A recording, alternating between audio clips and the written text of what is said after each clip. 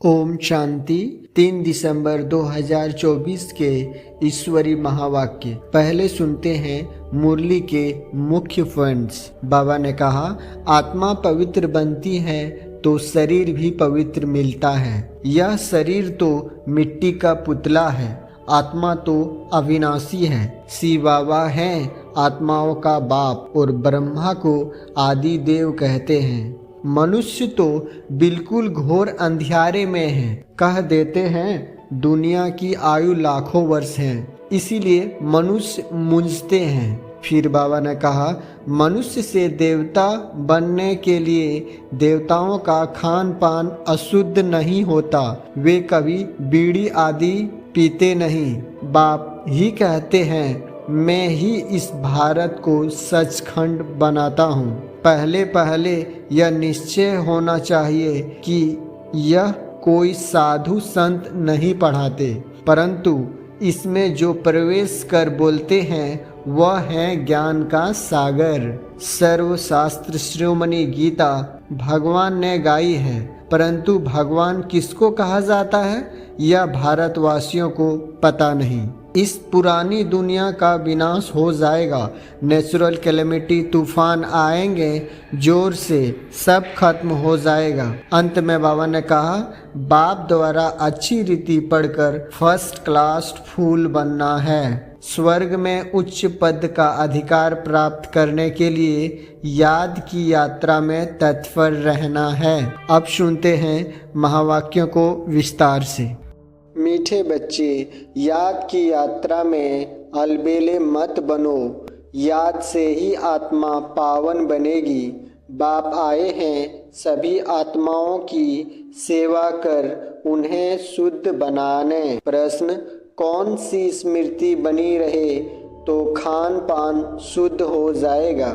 उत्तर, यदि स्मृति रहे कि हम बाबा के पास आए हैं सचखंड में जाने के लिए, वह मनुष्य से देवता बनने के लिए, तो खान पान शुद्ध हो जाएगा।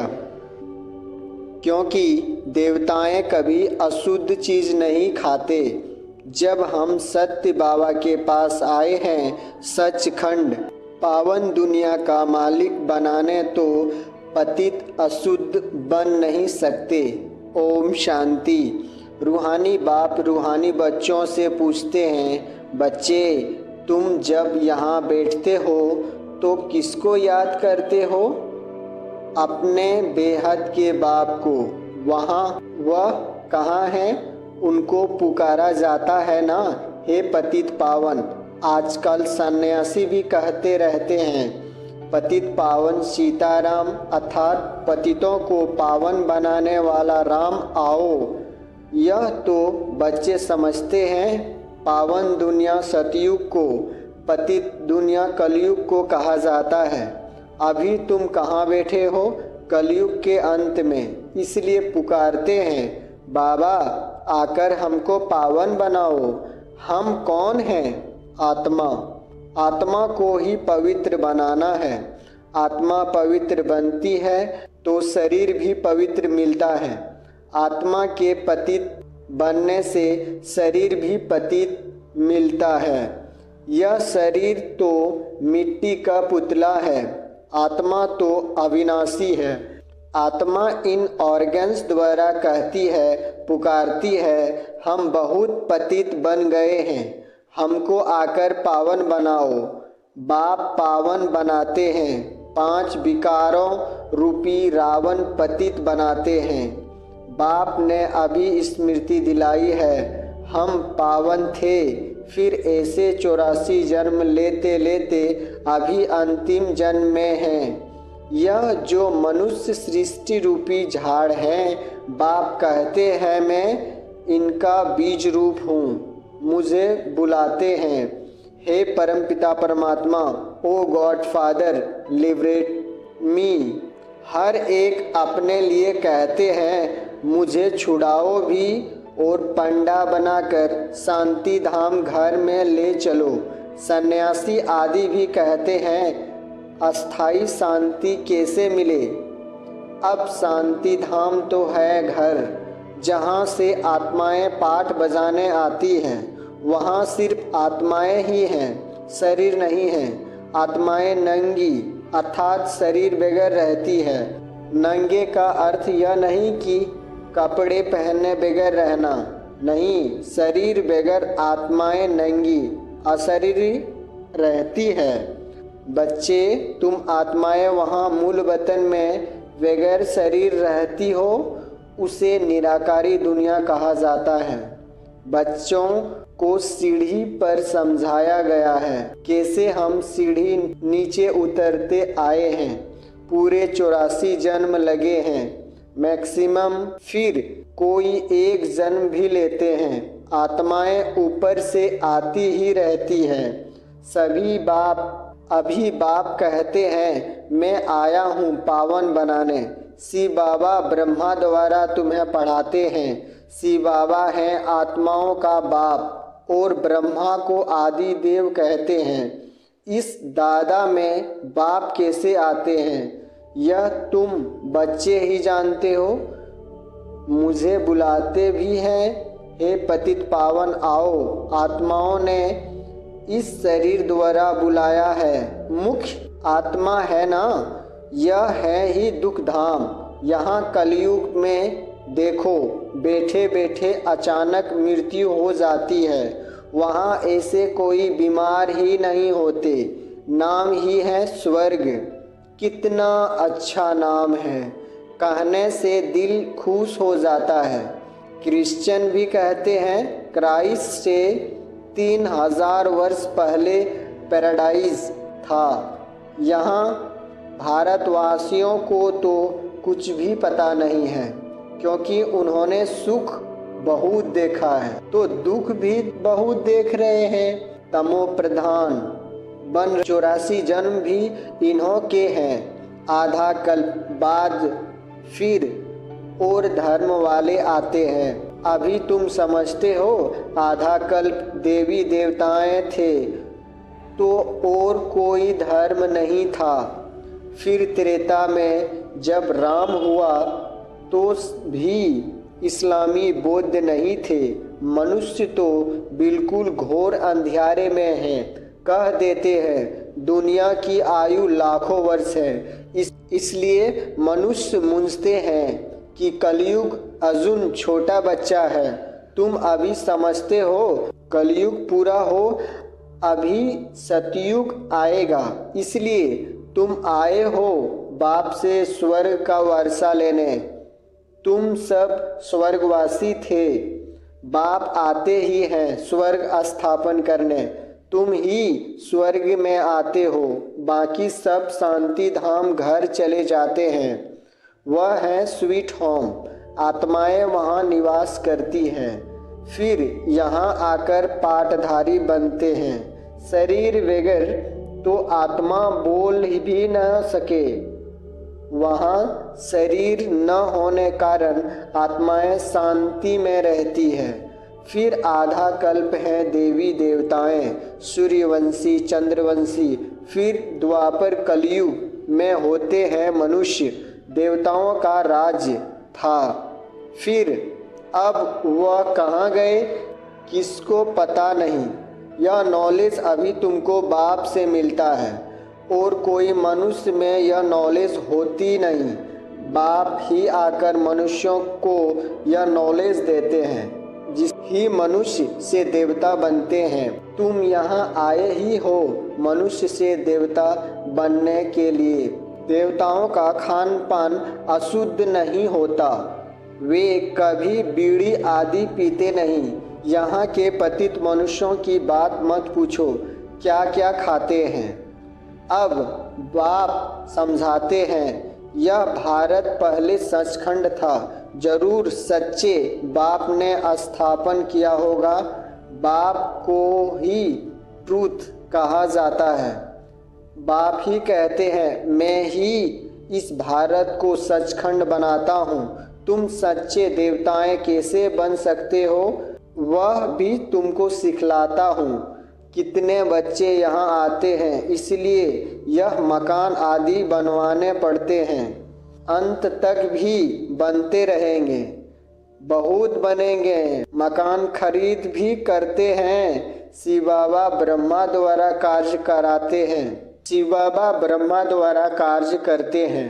ब्रह्मा हो गया सांवरा, क्योंकि यह बहुत जन्मों के अंत का जन्म है ना। यह फिर गोरा बनेगा। कृष्ण का भी चित्र गोरा और सांवरा है ना।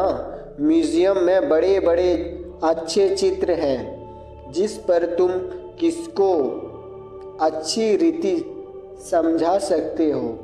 यहाँ बाबा म्यूजियम नहीं बनवाते हैं, इनको कहा जाता है टावर ऑफ साइलेंस। तुम जानते हो, हम शांति धाम अपने घर जाते हैं, हम वहाँ के रहने वाले हैं, फिर यहाँ आकर शरीर ले पाठ बजाते हैं। बच्चों को पहले पहले यह निश्चय होना चाहिए कि यह कोई साधु संत नहीं पढ़ाते हैं।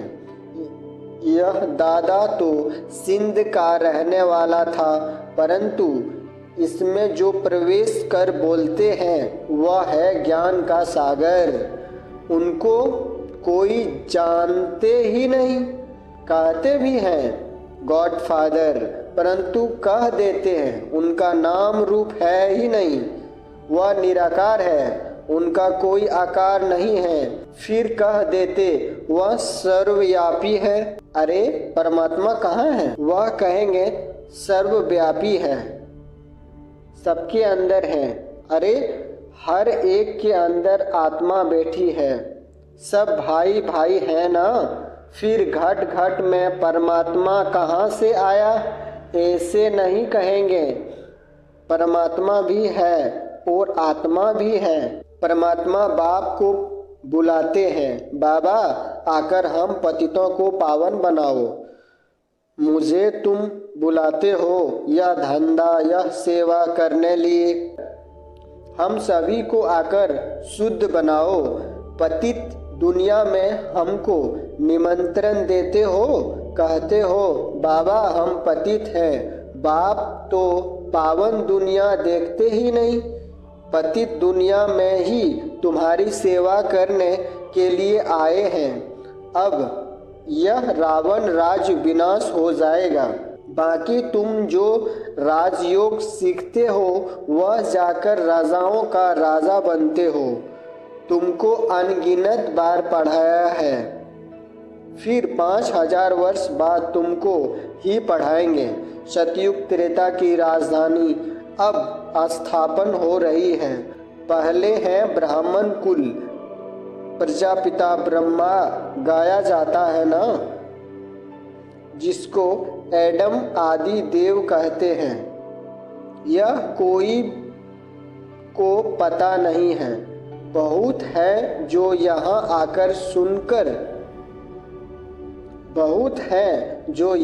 आकर सुनकर फिर माया के वश हो जाते हैं। पुण्य आत्मा बनते बनते पाप आत्मा बन पड़ते हैं। माया बड़ी जबरदस्त है, सबको पाप आत्मा बना देती है।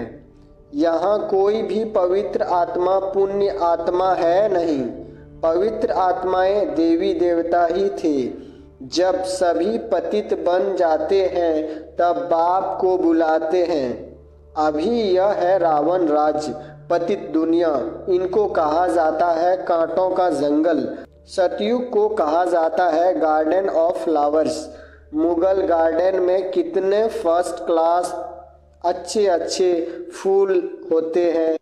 आग के भी फूल मिलेंगे, परंतु इसका अर्थ कोई भी समझते नहीं है। शिव बाबा के ऊपर आग क्यों चढ़ाते हैं, यह भी बाप बेट समझाते हैं। मैं जब पढ़ाता हूँ तो उनमें कोई फर्स्ट क्लास मोतियाँ, कोई रतन ज्योति, कोई फिर आग के भी हैं। नंबरवार तो है ना, तो इसको कहा ही जाता है दुख धाम, मृत्यु लोक। सतयुग है अमर लोक। यह बातें कोई शास्त्र में नहीं है, शास्त्र तो इस दादा ने पढ़े हैं।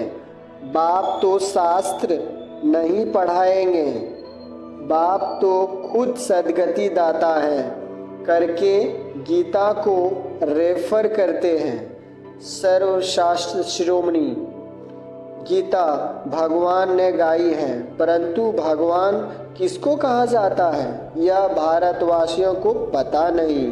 बाप कहते हैं मैं निष्काम सेवा करता हूँ, तुमको विश्व का मालिक बनाता हूँ, मैं नहीं बनता हूँ। स्वर्ग में तुम मुझे याद नहीं करते हो, दुख धाम में सिमरन सब करे, सुख में करे न कोई।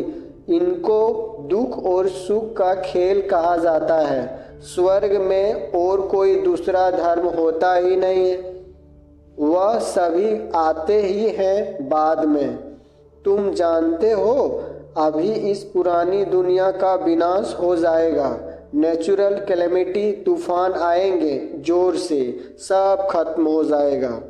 तो बाप अभी आकर बेसमझदार से समझदार बनाते हैं। बाप ने कितना धन माल दिया था, सब कहाँ गया? अभी कितना इंसॉल्वेंट बन गए हैं। भारत जो सोने की चिड़िया था वह अब क्या बन पड़ा है। अब फिर पतित पावन बाप आए हुए हैं, राजयोग सिखला रहे हैं। वह है हठ योग, यह है राजयोग। यह राजयोग दोनों के लिए है, वह हठ योग सिर्फ पुरुष ही सीखते हैं। अब बाप कहते हैं पुरुषार्थ करो, विश्व का मालिक बनकर दिखाओ। अब इस पुरानी दुनिया का विनाश तो होना ही है, बाकी थोड़ा समय है। यह लड़ाई अंतिम लड़ाई है, यह लड़ाई शुरू होगी तो रुक नहीं सकती। यह लड़ाई शुरू ही तब होगी जब तुम कर्मातीत अवस्था को पाएंगे और स्वर्ग में जाने के लायक बन जाएंगे। बाप फिर भी कहते हैं याद की यात्रा में अलबेले नहीं बनो, इसमें ही माया विघ्न डालती है।